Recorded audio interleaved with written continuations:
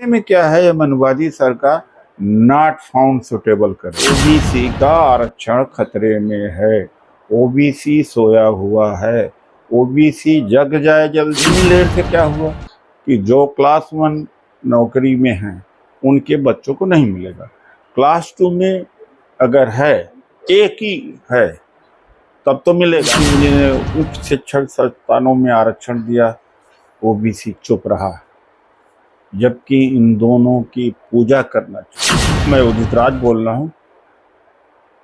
मैं ओबीसी से खास तौर से कुछ कहना चाहता हूँ। बीपी सिंह जी ने ओबीसी के लिए आरक्षण दिया, ओबीसी उनका साथ नहीं दिया। अर्जुन सिंह जी ने उच्च शिक्षण संस्थानों में आरक्षण दिया, ओबीसी चुप रहा, जबकि इन दोनों की पूजा करना चाहिए। अब एक और बड़ी खतरनाक चीज मोदी सरकार ओबीसी के खिलाफ करने जा रही है। जब मंडल कमीशन लागू हुआ था तो उसका विरोध बड़े पैमाने पर जनसंघ उस समय हुआ करती थी, और भारतीय जनता पार्टी बाद में बनी। मेरा ख्याल भारतीय जनता पार्टी थी और आरएसएस ने किया था, और अडवाणी ने पूरे देश में रथ यात्रा निकाली थी, और उस समय का सोया हुआ ओबीसी रथ यात्रा का साथ दिया था, अपने बच्चों का ध्यान नहीं दिया था, अपने हितों को नहीं समझ पाया था, अपने दोस्त को नहीं समझ पाया था, और ऐसे में बीपी सिंह जी अकेले रह गए। या जो दलित समाज के बुद्धिजीवी थे, कर्मचारी थे, उनकी पिटाई ओबीसी वाले करते थे। खैर, उस समय बदला है, अब ओबीसी को समझ में बात आई है, लेकिन उसमें जो सुप्रीम कोर्ट ने मंडल कमीशन की सिफारिश लागू करने का आदेश जारी तो किया, लेकिन एक पेच फंसा दिया था, क्रीमी लेयर। जबकि शैक्षणिक और सामाजिक स्तर पर आरक्षण। क्रीमी लेयर से क्या हुआ कि जो क्लास 1 नौकरी में हैं उनके बच्चों को नहीं मिलेगा। क्लास 2 में अगर है, एक ही है, तब तो मिलेगा। मियाँ बीबी दोनों हैं तो नहीं मिलेगा। एक जो जागरूक तबका था, शिक्षित तबका था, समझदार तबका था, लड़ने की क्षमता रखता था, उसको क्रीमी लेयर के नाम से काट के बाहर कर दिया। इसलिए मंडल की सिफारिश से लागू नहीं हो पाए, उसको लड़ने वाले नहीं रहे। अब एक और बड़ा षड्यंत्र चल रहा है, जिसके ऊपर मैं ओबीसी से कहूंगा कि फौरन निकले हो।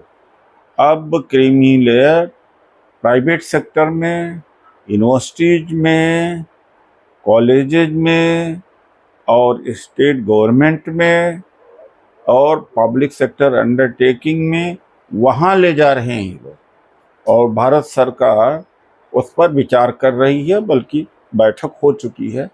बहुत सारे ओबीसी को नहीं पता होगा। अब क्या होगा, जैसे दिल्ली यूनिवर्सिटी, कोई सतीश यादव हैं, मान लीजिए, असिस्टेंट प्रोफेसर हैं, अब उनकी सैलरी तो 8 लाख से ज़्यादा बनती है साल में। उनके बच्चे क्रीमी लेयर में आ जाएंगे। अब ओबीसी का फायदा उनको नहीं मिलेगा।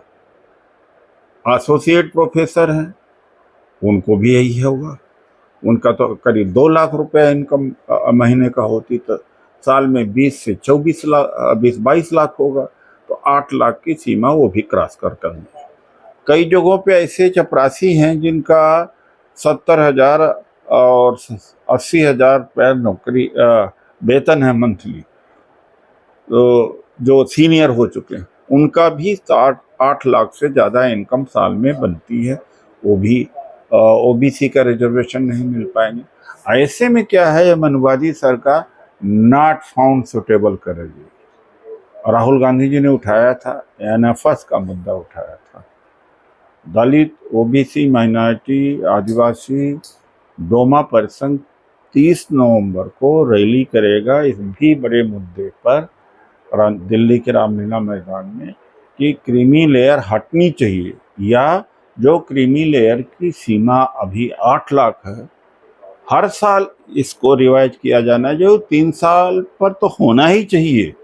ये तो रूल है, लेकिन नहीं हुआ। और इसकी सीमा जो 25 से 30 लाख होना चाहिए। तो ओबीसी का आरक्षण खतरे में है, ओबीसी सोया हुआ है, ओबीसी जग जाए जल्दी, नहीं क्रीमी लेयर अगर प्राइवेट सेक्टर में पहुंच गया, पीएसयूज में पहुंच गया, क्रीमी लेयर लागू हो गया, अगर यूनिवर्सिटीज में लागू हो गया, क्रीमी लेयर राज्यों में लागू हो गया, बहुत बड़ी मार पड़ेगी ओबीसी के ऊपर।